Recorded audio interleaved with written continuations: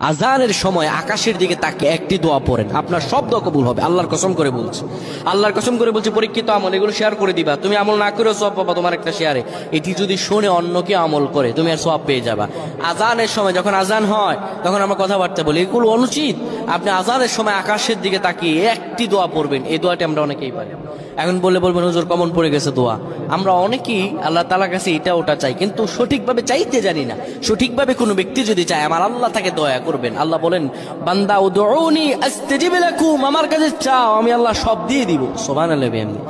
যখন আপনার আজান হয়, আজানের সময় আপনি আসমানের দিকে তাকান, তাকিয়ে আপনি বলুন, পড়তে থাকেন, আল্লাহুম্মা আনতা রাব্বি লা ইলাহা ইল্লা আনতা খলাকতানি ওয়া আনা আবদুকা ওয়া আনা আলা হাদিকা ওয়া ওয়া'দিকা মাসতাতা'তু আউযু বিকা মিন শাররি মা সানা'তু আবু'ু লাকা বিনি'মাতিকা আলাইয়া ওয়া আবু'ু বিযানবি ফাগফির লি ফাইন্নাহু লা ইয়াগফিরুয যুনুবা ইল্লা আনতা। এই সাইয়্যিদুল ইস্তিগফার আপনি পড়েন, ইনশাআল্লাহ আল্লাহ সব দোয়া কবুল করে আপনাকে কবুল আর মঞ্জুর করে নেবেন। পড়েন আল্লাহু আকবার।